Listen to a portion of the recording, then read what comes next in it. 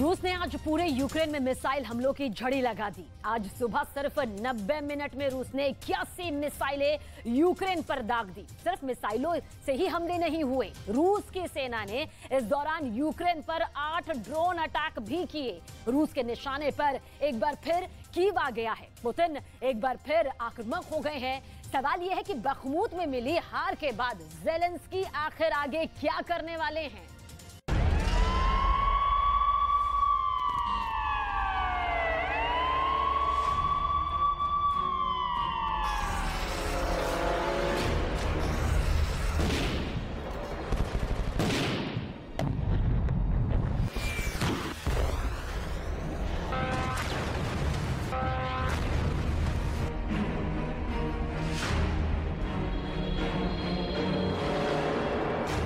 Kyiv में कलेजा चीर युद्ध फिर शुरू हो गया।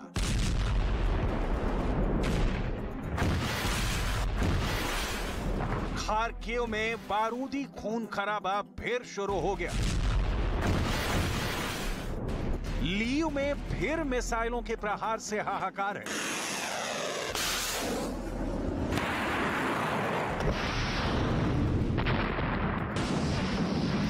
ओडेसा में भी रूसी हमले ने हड़कंप मचा दिया है। साफ है, रूस ने यूक्रेन में पूरब से लेकर पश्चिम तक और उत्तर से लेकर दक्षिण तक आसमान से आग बरसाया है।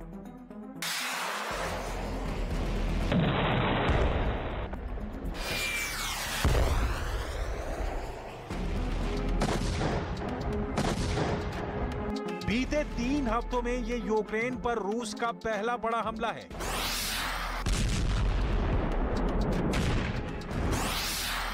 इस हमले में एक बार फिर यूक्रेन में मौजूद यूरोप के सबसे बड़े न्यूक्लियर पावर प्लांट को निशाना बनाया गया।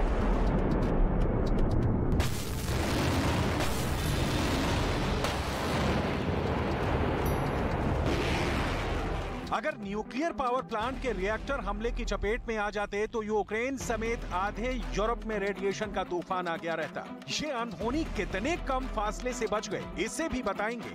लेकिन सबसे पहले रूस के हालिया हमले कितने बड़े और जानलेवा हैं, इसे जान लीजिए।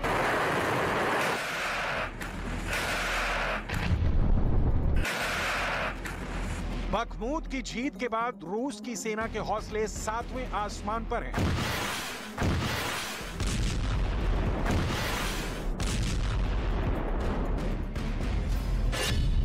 गुरुवार को तड़के सुबह सिर्फ 90 मिनट में रूस ने 81 मिसाइलें यूक्रेन पर दाग दी। सिर्फ मिसाइलों से ही हमले नहीं हुए, रूस की सेना ने इस दरमियान यूक्रेन पर 8 ड्रोन अटैक किए हैं।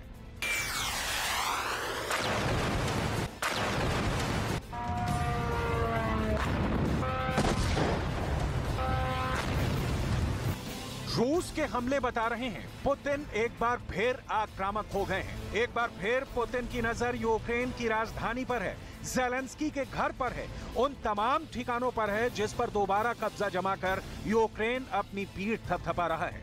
मार्च महीने में एक बार फिर पुतिन का दमन चक्र चल पड़ा है।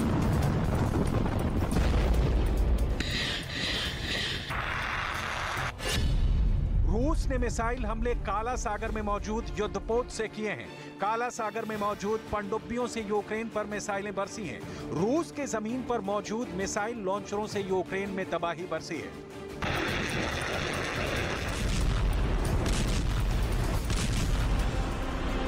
रूस के वार के पलटवार के लिए पूरे यूक्रेन में एयर डिफेंस सिस्टम सक्रिय हैं। कीव में एक बार फिर लोगों को बम शेल्टरों में शरण लेने की चेतावनी जारी की गई है। कीव में मिसाइल अटैक से लोगों को बचाने के लिए कीव में जमीन के अंदर कितना महफूज शहर बसा दिया गया है, इसे देखना भी आपके लिए बहुत जरूरी है। लेकिन उससे पहले रूस के हमले कीव समेत यूक्रेन के अलग अलग शहरों में तबाही का दूसरा नाम बन गए हैं। इसे देख और सुन लीजिए। І десь 6:40, 6:45 гахнуло, все, пішли у двір. Люди були поранені, їм допомогу, з машин аптечки подавали. Потім машини загорілися, ми спробували гасити автомобільними вогнегасниками, вон трохи припалило. Был первый прилет и включился Т-5 сразу же, автоматика сработала. подошел к окну посмотреть, что это происходит, да. Отошел, и начали искры огненные. Ну и окна повылетали полностью по всему дому. Как бы особо больше сказать ничего. У вас все сели в дома? Да, слава богу, я один был дома. 1.5 घंटे से भी कम वक्त में खार्किव में 15 बार हमला हुआ है। लीव क्षेत्र का ज़ोलोचिव्स्की शहर कैसे खंडहर में बदल गया है, इसे देख लीजिए। यूक्रेन के दक्षिणी इलाके ओडेसा में भी रूसी हमले की खबर है। ओडेसा में भी ऊर्जा ठिकानों और रिहायशी इलाकों को निशाना बनाया गया है।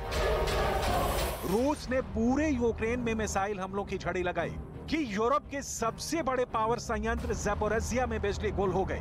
वहीं राजधानी कीव में मौजूद सभी बम शेल्टरों के दरवाजे फिर खोल दिए गए।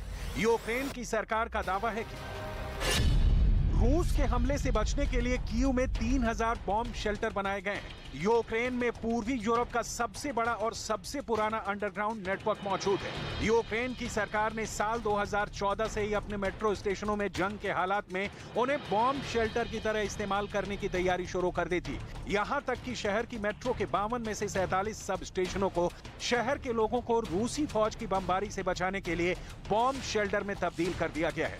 इन बंकरों में हजारों लोग छिपकर महफूज रह सकते हैं। नीपर नदी के नीचे बनी एक मेट्रो लाइन के जरिए भी शहर के दोनों हिस्से आपस में जुड़े हैं। कीव में सबसे पहला मेट्रो सबवे 1960 में तैयार कर दिया गया था। सवाल है, क्या बखमूत में मिली बढ़त ने रूस के लिए जीत के द्वार खोल दिए हैं? बखमूत से कीव 690 किलोमीटर दूर है। कीव के 40% इलाकों में बिजली गुल है। यहाँ लोगों को बॉम्ब शेल्टरों में रहने की हिदायत दी गई है।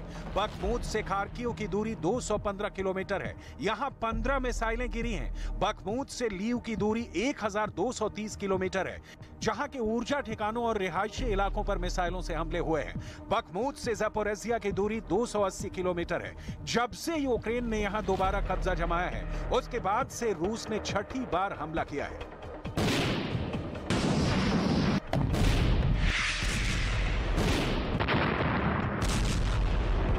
एहतियातन ज़ैपोरिज़िया न्यूक्लियर पावर प्लांट की बिजली काट दी गई है। परमाणु रिएक्टर अपने में अथाह ऊर्जा समेटे होते हैं।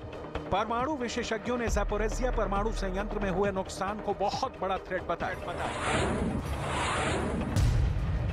Greatly concerned about the unfolding situation in and around Europe's largest nuclear power plant in Zaporizhzhia.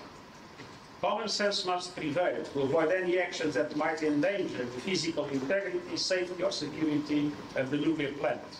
And the facility must not be used as part of any military operation. Instead, agreement is urgently needed to establish Zaporizhzhia as purely civilian infrastructure and to ensure the safety of the area.